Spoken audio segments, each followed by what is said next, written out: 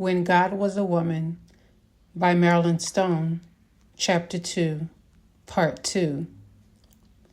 The third line of evidence, and the most tangible, derives from the numerous sculptures of women found in the Gravettian, Aurignacian cultures of the Upper Paleolithic Age. Some of these date back as far as 25,000 BC. These small female figurines, made of stone and bone and clay, and often referred to as Venus figures, have been found in areas where small settled communities once lived.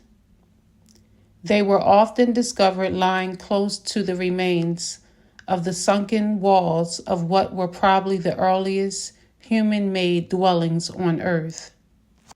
Maringer claims that niches or depressions had been made in the walls to hold the figures. These statues of women, some seemingly pregnant, have been found throughout the widespread Gravettian, Aurignacian sites in areas as far apart as Spain, France, Germany, Austria, Russia, and Czechoslovakia. These sites and figures appear to span a period of at least 10,000 years. It appears highly probable then, says Maringer, that the female figurines were idols of a great mother cult practiced by the non-nomadic Aurignacian mammoth hunters who inhabited the immense Eurasian territories that extended from southern France to Lake Baikal in Siberia. Incidentally, it is from this Lake Baikal area in Siberia that the tribes which migrated to the North Americas, supposedly about this same period, their developing into the American Indians, are believed to have originated. Russian paleontologist Z.A. Abramova, quoted in Alexander Marshak's recent books, Roots of Civilization, offers a slightly different interpretation, writing that in Paleolithic religion, the image of the woman mother was a complex one, and it included diverse ideas related to the special significance of the women in early clan society. She was neither a god, an idol, nor the mother of a god. She was the clan mother.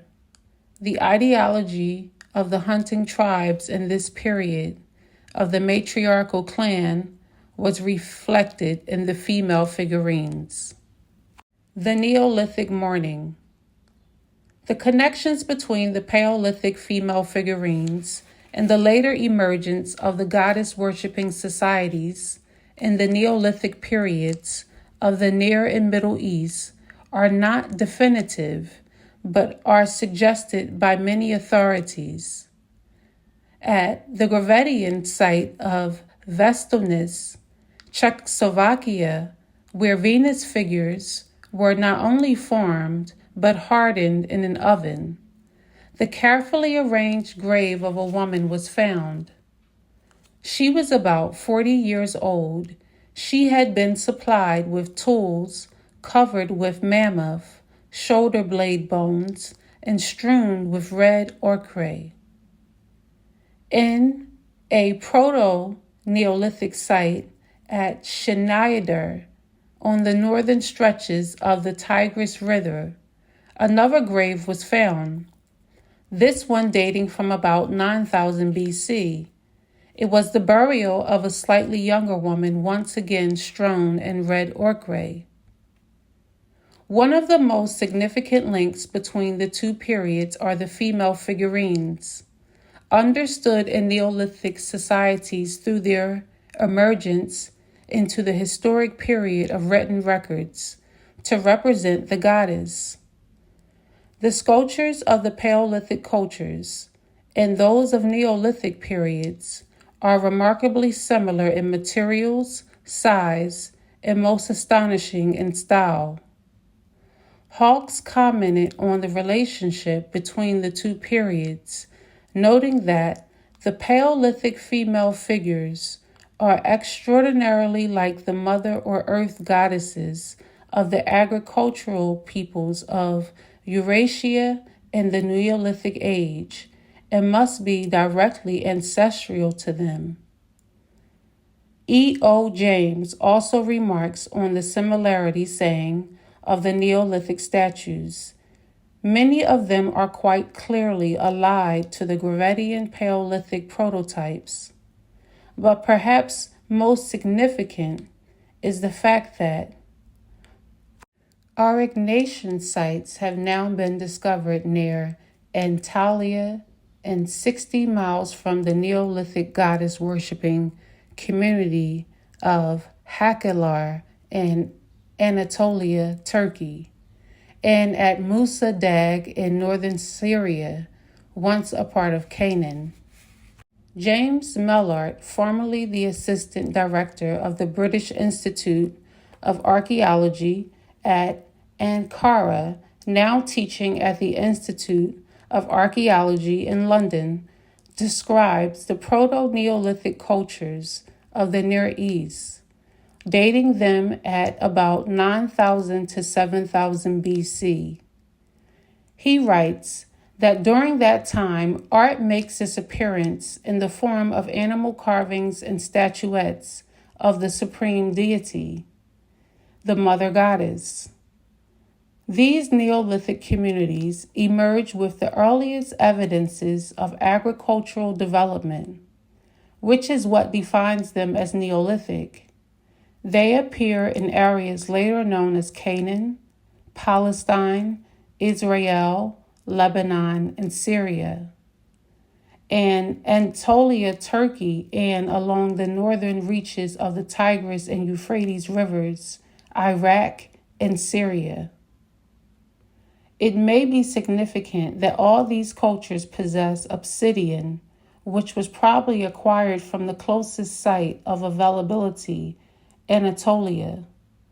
One of these sites near Lake Van would be directly on the route from the Russian steppes in the Near East.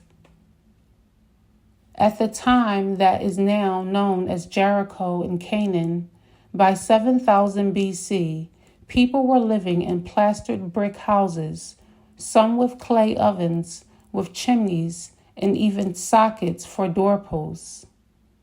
Rectangular plaster shrines had already appeared. Sybil von Kles-Redden writes of Jericho, various finds point to an active religious life. Female clay figures, with their hands raised to their breasts, resemble idols of the Mother Goddess, which were later so widely disseminated in the Near East. Mellart, too, writes of Jericho. They carefully made small clay figures of the Mother Goddess type. Another Neolithic community was centered in Jarmo in northern Iraq from about 68,000 BC. H.W.F. Saggs, professor of Semitic languages, tells us that in Jarmo, there were figurines in clay of animals as well as of a mother goddess. The mother goddess represented by such figurines seems to have been the central figure in Neolithic religion. Hakelar, some 60 miles from the Aurignacian site of Antalya, was inhabited at about 6,000 BC.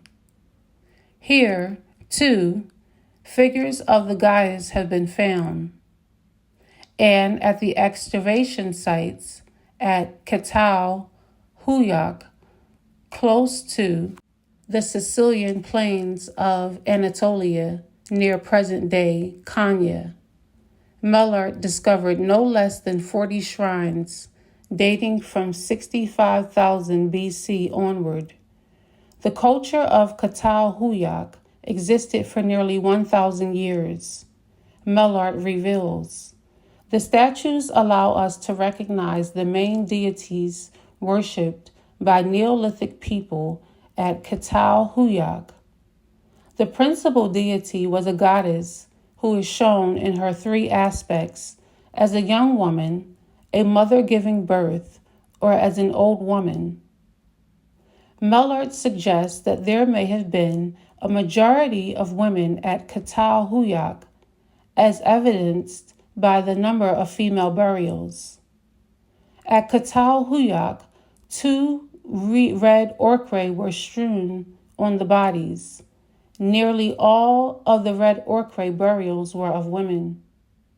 He also suggests that the religion was primarily associated with the role of women in the initial development of agriculture, and adds, it seems extremely likely that the cult of the goddess was administered mainly by women. By about 55,000 BC, houses had been built with groups of rooms and a central courtyard, a style used by many architects even today. These were found in sites along the northern reaches of the Tigris River in communities that represent what is known as the Hassuna period. There, as in other Neolithic communities, archaeologists found agricultural tools such as the hoe and sickle, storage jars for corn, and clay ovens. And once again, Professor Saggs reports the religious ideas of the Hassuna period are reflected in figurines of the mother goddess.